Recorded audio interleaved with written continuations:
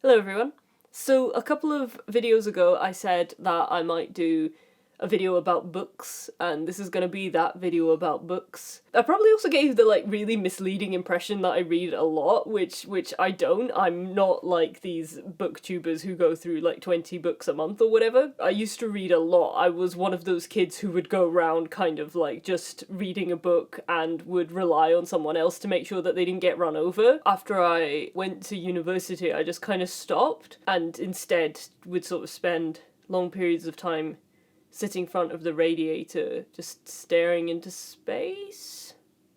It wasn't a good time. But a couple of years ago, I started spending a lot of time with someone who was doing a PhD and was surrounded by books all the time. So I was like, okay, well, this is a good opportunity to get back into reading. But a lot of the stuff that he had was very academically dense. Like, I wanted to read like the Ursula K. Le Guin books, for example, but I didn't have the attention span to really just focus. I think I had like a kind of Twitter brain, so I'd read like 2 sentences and then just stop being able to concentrate. So another one of my friends said, okay, like if you want a really easy but really engaging and really good series to get you back into reading, this is it. So this book is called The Long Way to a Small Angry Planet by Becky Chambers, and it's part of a 4-part series. There are 2 more books, Record of a Spaceborn Few and A Closed and Common Orbit, which I have. And then there's a 4th book that's been released relatively recently, but I don't have it yet, so I'm not gonna talk about it in this video. This is one of my favourite series probably ever, because I like it so much, and I also think it has some issues which I'm going to be talking about. I thought I would do a video to introduce this series to people, talk about like some of the themes in it and some of the things I think are great, some of the things I think are not so great, just like how it relates to some other tendencies I've noticed in sci-fi. It's going to be completely spoiler free, so if you haven't read this series, it's fine, you can watch this video. I'm not going to ruin it for you. I mean, unless you have a very high bar for what constitutes a spoiler. So without any further ado, let's get into it. So the basic universe in which the long journey takes place it's set way into the future. I'm not sure what year. I'm opening this as if like I can just casually reference things. I can't do that. I don't know what pages things are on. It's set like way into the future. The Earth has kind of been destroyed through climate change, I suppose, and humans have left the Earth in 2 sort of batches. There's like the richest all leave first and form a colony on Mars, who I think are like the Solans in the books. And the remaining humans all also eventually manage to get off Earth. Well, I don't know if they all get off, on a series of enormous spaceships called the Exodon fleet. And those are the Solans and the Exodons are the 2 main groups of humans in this universe. As you can imagine, there's obviously like significant tension between the 2 because like the rich group just like managed to go off and live on Mars first, just leaving the rest of them to fend for themselves, but that's like sort of historical. There's also tons of alien species. Humans are a relatively minor player in this universe. They're part of an interspecies alliance called the Galactic Commons, and the 3 sort of most powerful species in the Galactic Commons are called the Andrisks, the Eluons, and the Homogeans, some of which I'll talk about a bit more later on in this video. And the 3 books all follow completely different characters. The Long Journey, the reason I would recommend it so highly in some ways is just because of how easy it is to get into. It's like watching a TV series. It almost reads in a kind of episodic way. The plot is about basically this group of individuals on a tunneling ship, and the point of the job is to basically create wormholes in space so that people can travel from one end of space to the other. They sort of start off at one location, like move through like the sub-layer of space, and then like punch back through, or the other way around, I can't really remember. It just focuses on this crew as they travel from point A to point B, having fun journeys along the way. It's wonderful. It reminds me a lot of the TV series Firefly, which I never actually finished. I mean, it never actually finished either, which is probably part of the reason I didn't finish watching it. I say this as if it's just a very frivolous book. It's not. I think it's described on it somewhere. Oh yes, quietly profound, says The Guardian. And like that's actually a really good description. That's for the first book. I'll talk about the series in detail as I go. Book 2, Record of a Spaceborn Few. This is completely different vibes. The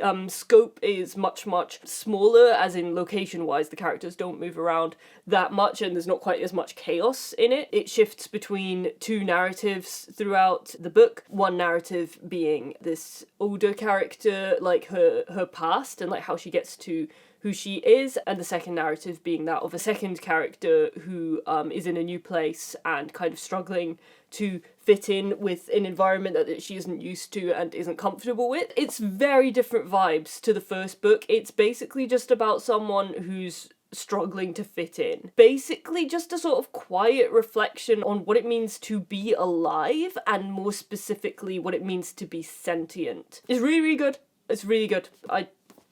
This one, Closed in Common Orbit, this is really frustrating in comparison to the first book, which is like the easiest book to read in the world. This is really hard to get into because it has 5 or possibly 6 narratives that it shifts between. Each chapter is from a different one of these 5 or 6 characters' perspectives. I don't know if this applies to everyone, but if you're like me, sometimes once I've got used to a character and then it changes to a different character, I'm like, oh no, so it took me like 3 tries to get into this book. However, once you know the characters, it's really good. It explores a lot of different concepts. Like, it's really good on exploring like how sex work could work in a way where it was like fully legal. The whole setting of this book is within the Exodon fleet. They basically have just a full-on like communist society there. And what I love about it is that it doesn't necessarily try to portray communism as perfect, but it's just a depiction of what it could actually look like. There's lots of really interesting stuff about traditions surrounding death and different perceptions of people who are not used to the particular society that this book is set in. It's really good. It's actually my favourite one, I think. I love The Long Way to a Small Angry Planet, but I think this one,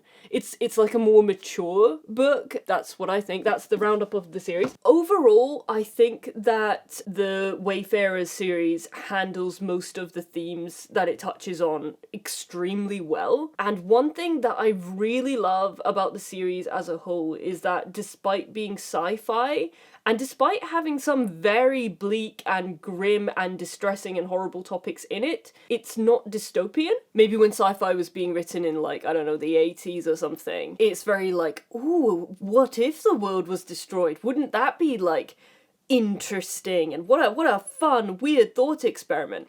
Whereas now, reading like sci-fi that's just horrible predictions of the future is like not that far removed from reality, and therefore it's not really escapist or enjoyable reading in like any way, because you often just read it and just be like, well, yeah, sure. Can I have something that isn't just like very accurate sounding prediction of like the way that things are currently going? And I think the Wayfarers series is that. Even though the Earth has been basically rendered uninhabitable in these books, it's like not the end of the world, figuratively speaking, at least. They find a way to survive, and humanity in these books seems to have generally recognized that it went too far. You know, once it was too late, at least for Earth, they have a kind of, most of the humans in these books, again, like they're not a super high-ranking species in these books, have a kind of humbleness about them, and very different ways of living, like the third book explores. So much speculative fiction just presents like everything is so bleak, like, oh, the Earth is dead, everyone's a zombie, you have to, like, every day is a horrible struggle for survival, and this series is just not like that. It's like, yeah, terrible things have happened, terrible things continue to happen, but there are moments of joy and happiness, and there are wonderful things that happen too, and it's just much more balanced and hopeful feeling, and I think we need that sometimes. There's some really fun species ideas in here. I think my favourite is the Andrisks, which are this kind of reptilian species. I mean, their main trait seems to be that they're just very, like, promiscuous, except not that's, like, from a sort of human perspective. That's just kind of how they live. They have a different way of how they perceive relationships and how, I mean, basically it's like a sort of human version of like sort of ethical non-monogamy, except like taken to its logical extreme. They can't like withstand cold temperatures because they're cold-blooded and they need constant warmth to stay healthy, and they don't tend to do things that are unnecessary. So like they wouldn't like blast a car into space because it just doesn't serve any sort of useful function, and they're just mostly concerned with living in a way that's enjoyable and good.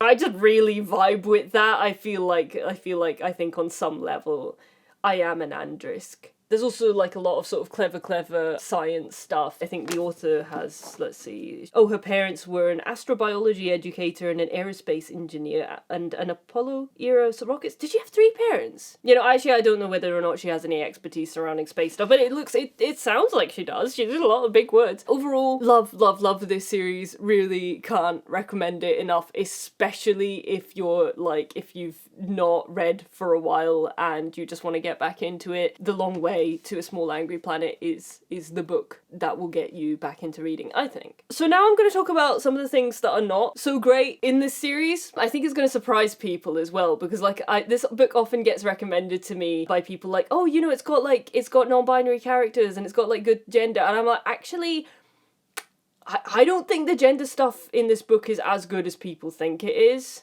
And I feel a bit bad complaining about it in this video because we don't get a lot of queer rep, and like the author is obviously queer herself, and it feels a bit more mean to be slagging off the work of one person as opposed to like a TV show or something which has loads of people working on it. However, I think that the things that I have to say about it are still valid and like worth talking about. But so I'm just gonna say this with like the caveat that I do think that the series is really amazing, and that the fact that I love it so much and that it's so good in so many other areas is part of what makes like the not so good stuff a bit more frustrating, which I recognise is unfair. I recognise that it's unfair to hold like queer people to these like much higher standards, but also if you are a queer person doing queer stuff, gotta do you know, it's okay, I'm allowed to have opinions on things. So, like, some minor issues in this book. The first book is, like, it's a bit weird about sex, to be honest, which I thought was a bit silly. This is, like, fully resolved by the third book, by the way.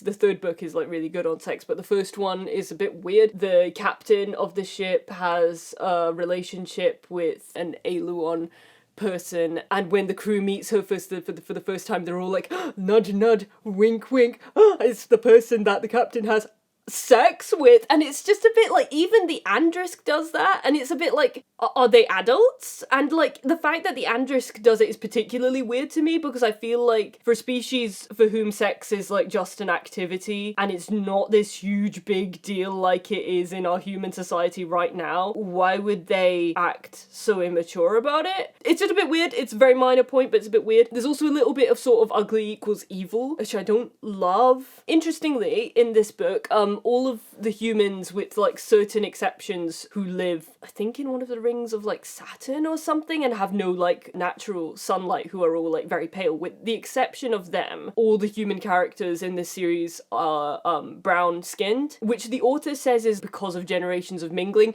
I have no idea whether or not that would in reality produce brown people as a result or not. I don't mind that everyone's brown, I mean, good, but I think given that the history is that all the richest people left and went to Mars, there should be at least some acknowledgement of the fact that the overwhelming majority of those rich people would have been white, and therefore it should probably be the Mars colonies that are paler, at least. You know, even if there's been some mixing, I think there would be fewer brown people for them to mix with. Whereas the Exodon fleet, which is comprised of like the rest of the population, all the people who are left behind, it would be overwhelmingly like black and brown people. So I don't mind that race doesn't really exist in these books. The fact that she uses the word species to describe like alien species as opposed to like calling them races, I kind of appreciate. Race as a concept seems to kind of not really exist within human society anymore. Fine, I'm not necessarily averse to that, but especially since that there is like canonical historical like dispute between like the Solons and the Exodans, I think that there just inevitably would be a racial element there because the Solons would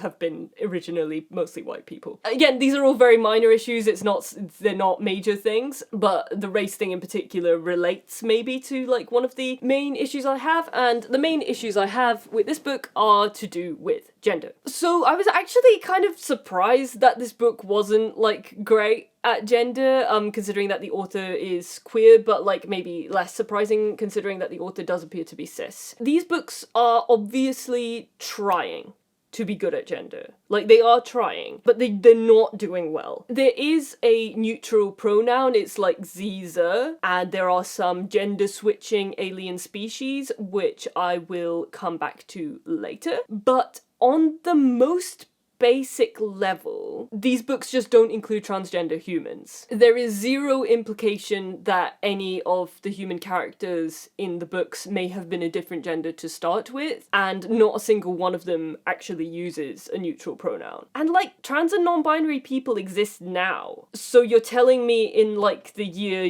200,000 that we're just not there? It's a real issue that I have with sci-fi, is when it fails, not necessarily to predict the future, because like some things are very hard to see coming until you have like the benefit of retrospect, but to not be able to see the obvious outcomes of social movements that are happening in that moment, or just to include like the people who exist in this day and age. It kind of slightly reminds me of Brave New World. This is basically the only thing I can remember from Brave New World.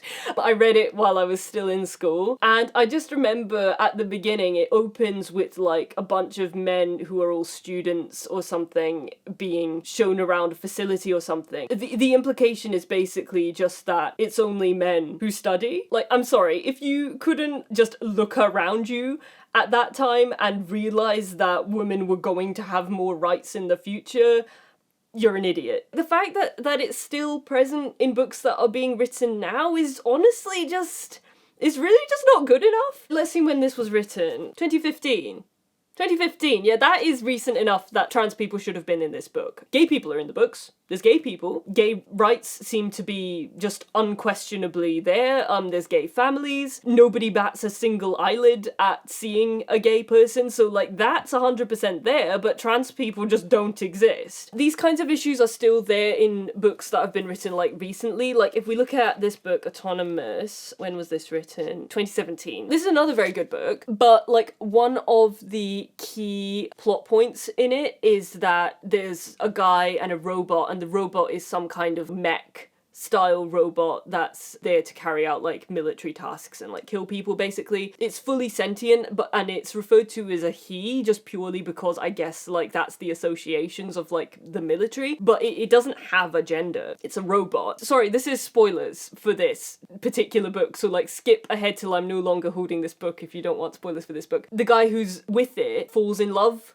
with it, but is uncomfortable with that because he thinks of it as a man. And then the robot is like semi-organic. It has a bit of like human tissue in it, so it runs a scan and finds out that the bit of human tissue or like brain that it's being powered off came from a human woman. As far as the robot is concerned, this doesn't change its gender because it doesn't have a gender, but it tells this to the man, and he's like, oh, I knew you were a woman, and like has the sex with the robot, and like it's all good. But like, again, this is set so far in the future. Would people really still be sort of like dumb enough to think that robots have a gender? Would homophobia still be that rampant that the guy doesn't want to have feelings for the robot because he perceives it as a male, and then like just switches when he realizes that it's a female? And most of all, just the fact that like this robot like changing gender because the robot's pronouns shift because the robot wants a close relationship with the man, so just accepts the new gender because, well, sure, whatever makes him happy. So the robot effectively changes gender. And then there's one bit where it's like, oh, the robot had looked up and found like information on like human people who had changed gender. And it's just like, this isn't some weird thing that, like, oh, some humans changed gender once. Have you heard of them? Like, trans people are headline news right now, all the time. Celebrities are coming out as trans right, left, and center. This isn't going to be a weird, unusual thing in the future, and it's frustrating to me when something is set way in the future, and then it's like, ooh, like gender fluid robots or genderless aliens, when we already have gender fluid humans and genderless humans right now. Like, we exist in humans now. We should be there in the future as well as all these robots, and these robots doing it shouldn't be as big of a deal. This is a very good book as well, by the way. I would recommend it. It's just that one particular, like, issue I had with it was relevant to the rest of this video. The thing is, the really frustrating thing, the reason why this is so frustrating is not... If there had just been no gender stuff in this book at all, if it had just been, like, didn't even go there and just everyone's a man or a woman, which they basically are, but, like, if it wasn't trying in some ways to do some gender things, it wouldn't be as frustrating that it didn't do very well. It's confusing because I think the author really, like, understands some trans stuff, like, or at least concepts that very much apply to trans people. This is a character talking about modders, which is a name for groups of humans who alter their bodies a lot, like, giving themselves mechanical arms and, like, you know, doing the whole cyborg thing. So this character says, now modders don't care about anything as much as individual freedom. They say that nobody can define you but you. So when Bear gave himself a new arm, he didn't do it because he didn't like the body he was born in, but because he felt that the new arm fit him better. Tweaking your body, it's all about trying to make your physical self fit with who you are inside. Not that you have to tweak to get that feeling. Like me, I like to decorate myself, but my body already fits with who I am. But some people, they'll keep changing themselves their entire lives. Trans. It's trans. So that's my main gripe with the series, the fact that there just aren't any genderqueer or trans or non-binary humans. But I don't think that the genderqueer stuff which is in the book, which is exclusively restricted to non-human species, I don't think that's very good either. I'm really anxious about doing this bit without a script because it's complicated and I don't, like, trust myself to be able to articulate complicated gender stuff just on the fly very well, but I'm gonna do my best. I would strongly recommend that you watch my video Non-Binary is Made Up before watching this segment if you haven't already, because I think it will make a lot more sense if you have seen that and you kind of know the basic concepts to which I'm referring to. Okay, so first off, let's talk about the neutral pronoun used in this series, Ziza. It's not used for a single main character, and when it is used, it's used entirely in this sort of indefinite form. So it's basically not worth talking about. There are 3, depending on how you interpret the cyanat species, where the author seems to think that they're doing something clever with gender. In the first book, there's the Grum, who start off female, become male, and finish as something in between, or something neither here nor there. The character in the first book is male and referred to with he pronouns. There's the Aloans, who are discussed in the second book, who have 4 genders: male, female, Shon, which shift between male and female, and one more gender, which is people who are infertile. I'm going to talk more about that in a minute. And then there's the Cyanat, who are just male and female, but will generally use they pronouns, not out of like a gender thing, but because their species' whole thing is that they get infected with a virus which enables them to see like the cosmic forces of the universe or something, and they think it's like a blessing. Basically, they consider the virus an entity in and of itself, so once they've been infected, they become they, not due to gender, but because it's them plus the virus. So I don't think that one really counts because it's not a gender thing. Now, if you know anything about gender and sex, you can probably already see the issue, which is that gender and sex are conflated consistently throughout the entire series. In humans, the idea that gender is the same as sex, or that can be defined purely by sex, has been very widely disproven. It doesn't even need to be disproven, it's just sort of blatantly obvious through like the powers of observation. But you could have an alien species where there is no distinction between the two.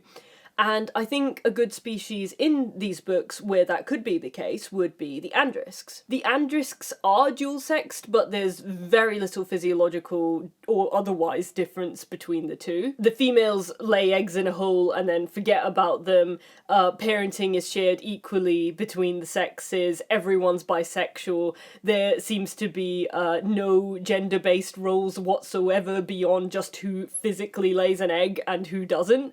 And that seems to be an act of very little consequence for them. So, since it has no other social consequence, gender arguably doesn't really exist for the Andrisks, and therefore none of them are transgender. Or at least we're certainly not shown any. And that sort of makes sense in that particular situation, where gender roles are, like, as non-existent as that, or, like, genders, rather, are as non-existent as that, because, like, the only difference is, like, you might lay an egg. It sort of makes sense that they'd all just sort of be happy with whatever they were assigned at birth, because it really doesn't mean very much. Equally, there's no reason why they would have pronouns. They might just eschew pronouns altogether. There was no reason to actually give that species pronouns. It would have been maybe more interesting to make them all use a neutral pronoun. It was just an obvious opportunity to do something that was genuinely interesting with an alien concept of sex and gender. Anyway, that's where I could see being assigned a gender at birth and just never having reason to have an issue with it working, is in the Andrisks. However, the species that the author does choose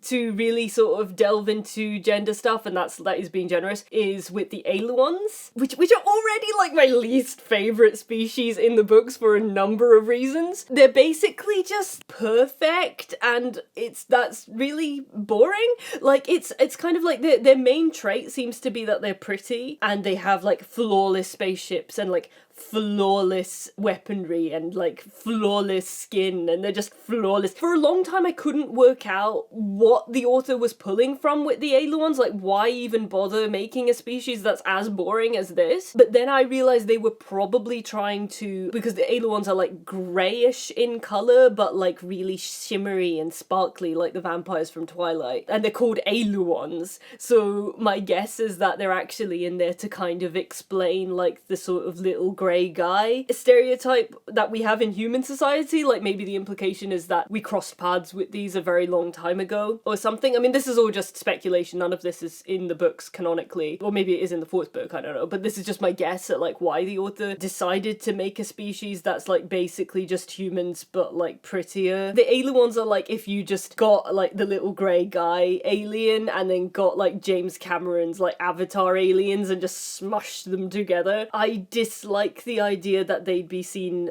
as like universally attractive. I think plenty of people didn't like the way the Na'vi looked. Like I personally not into it. They're basically like sort of the elves of this universe, and they're not very interesting. It doesn't get mentioned in the first book that there's like any gender anything going on with the species. It's all just like men and women that are referenced. But in the second book we get a gender fluid Aeluan, or like, again, being generous, they're not really gender fluid, but I'll get into that. All the gender stuff in the second book honestly feels like a retcon. It's almost like the author realised that they hadn't done enough interesting stuff in the first book, and like so then in the second book she's like, oh, I need to like add some interesting gender stuff to one of these species. It might not be, but that's what it feels like. I'll read out the bit where it explains like how the Aeluan like gender stuff works. Among their galactic neighbours, Aeluans use the usual set of male-female neutral pronouns, neutral not used by anybody, pronouns that any species would understand.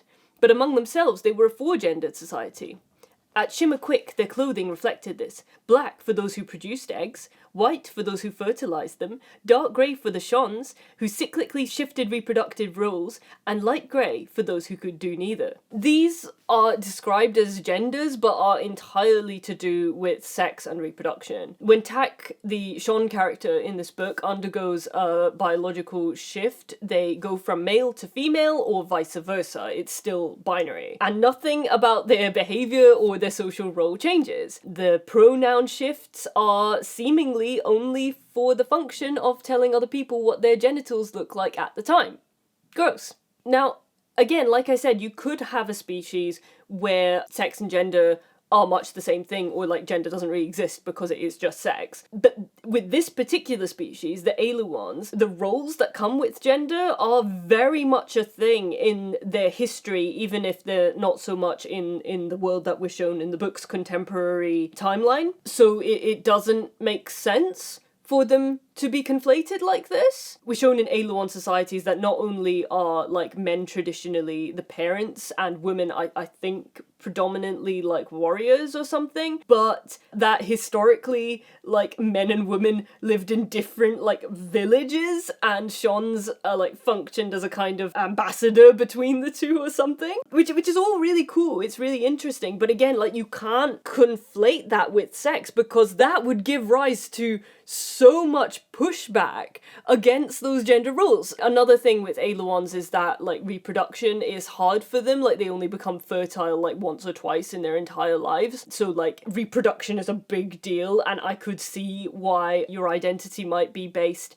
even more on your reproductive role than it historically has been and continues to be with real life human society. But in order for the world to exist in which individual Aluans are free to be basically whoever they want to be, which is the world that was shown in their books, there would have had to have been massive pushback against this segregated idea of gender. Like, especially the idea that there's a whole gender specifically for people who can't reproduce. And in a species where reproduction is that important, would that have result in like infertile people being oppressed or stigmatized? Like, that's not talked about in the books, but I feel like that would be an interesting path to go down, because like that would probably happen, right? And considering that there is specifically a sex shifting form of this species, implying that doing so is even easier for this species than it is for others, that would 100% mean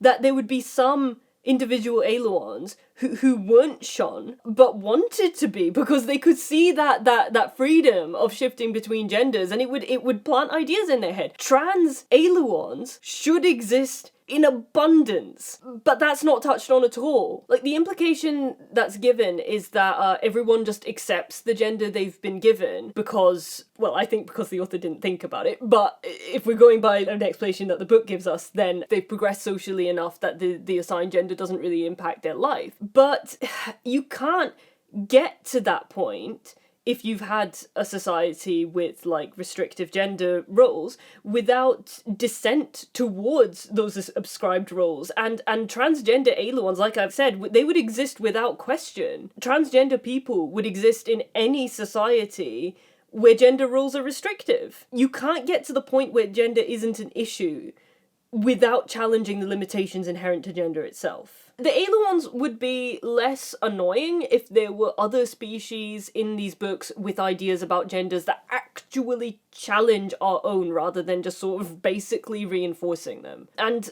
with aliens, there's just so much potential for it that it is really frustrating in sci-fi where you get like teased with the idea that anything about gender is actually going to be said, and then it isn't. And also there's just so much potential for it. Like I mean, we have hermaphroditic species on Earth. We have species that change gender. We have all-female species. We have seahorses. And yet you've got the entire universe to work with and can't come up with anything more interesting that's something that's still basically binary. Like, just think of what you could do with understandings of gender based on completely different physiology or means of reproduction. Unfortunately, like, this kind of like jumbled gender sex conflation is the closest that this series gets to doing anything interesting with gender. Frankly, there is no evidence in these books that the author actually understands what gender is. What I will say about these series is you don't have to worry about heteronormative nonsense. The characters' genders don't seem to really affect their personalities, and there's no sexism in the books or anything. It's almost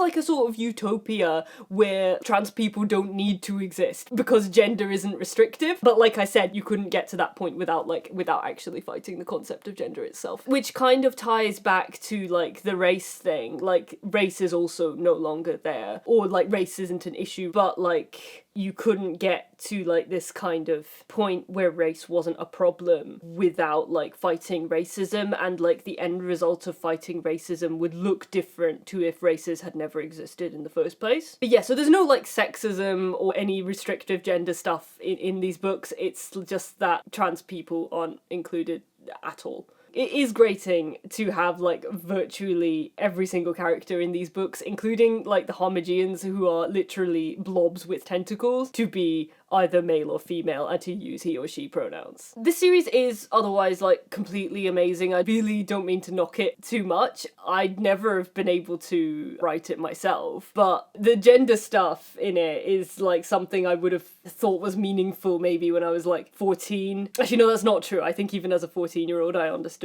gender better than this. What I want to see more in science fiction, or just in like anything exploring gender at all, is like more of an understanding of what these concepts actually are and what they mean, as opposed to just sort of like, oh, what if we randomly swap this expectation or change this aspect? Like, that's weird, huh? Makes you think. Like, without actually thinking about why that difference in understanding is there or what it means. It sort of reminds me of this other book. Again, a really amazing book, and I really feel like I shouldn't be ragging on this one because this is so good that it made me cry. I would say the main themes in this are kind of generational trauma and the weight of knowledge, which are both things that I've sort of grappled with a lot. Like this first half of this book hits so hard, and it is so good. Like, Rivers Solomon is just a phenomenal author. But there's some nonsense gender stuff in here too. Like, there's a species called the Wajinru, and it's basically like a sort of merfolk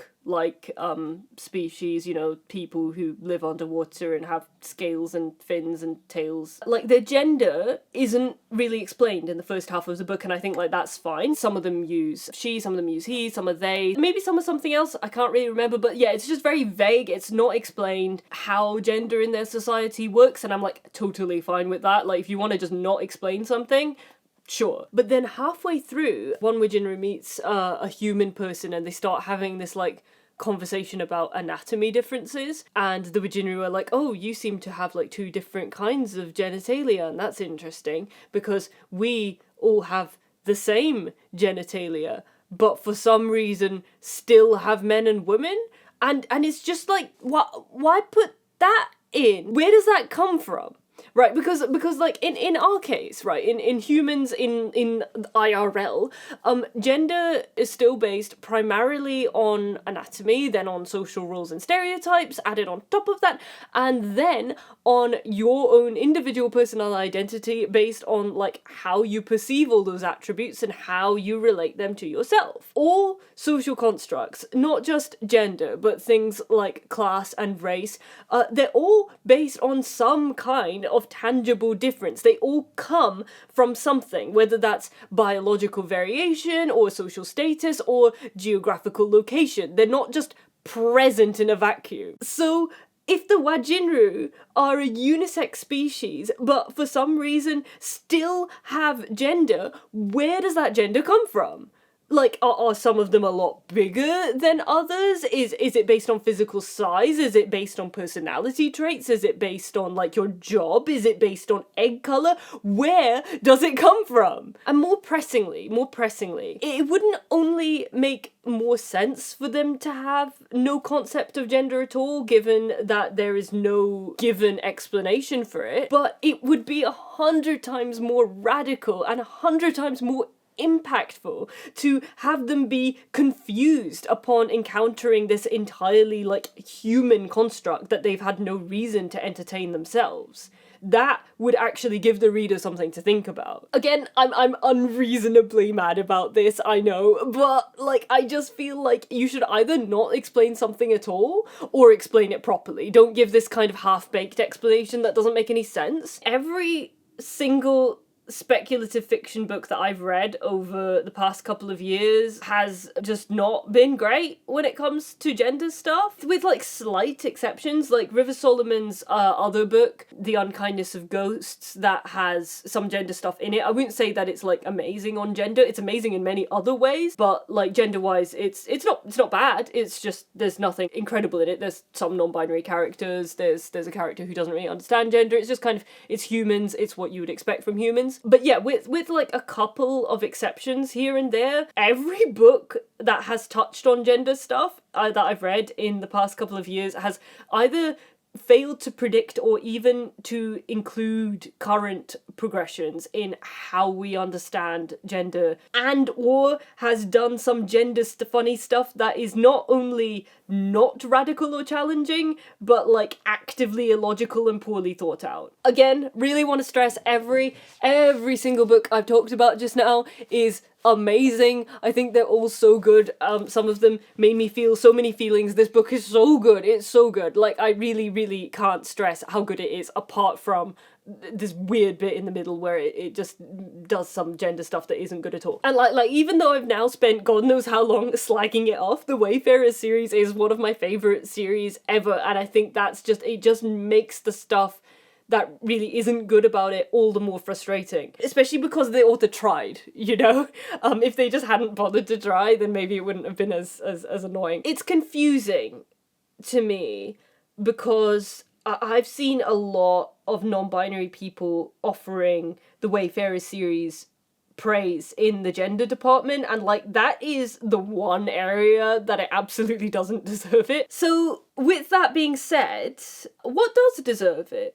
Tell me, because clearly I've been reading the wrong books for that particular thing. I know about the Ursula K. Le Guin books. I've got The Left Hand of Darkness and I've just started reading that, so I know about those. But if you have any other recommendations for books that don't just have a gender thing in them, but are like actually saying something about gender, let me know about those books, and maybe I can do a follow-up video of books that do gender well, since this video was basically books that don't do gender well. Again, that having said, would recommend every single one of these books. They're all so good. Special thanks to my monthly coffee supporters, whose names will be coming up on screen. If you want to help me make some more videos and you're not too mad at me for slagging off your faves, then maybe you could consider becoming a coffee supporter yourself. If you are not able or do not wish to do that, then you can still help me a lot by sharing this video, commenting on it, liking and subscribing to my channel. Thank you. And goodbye.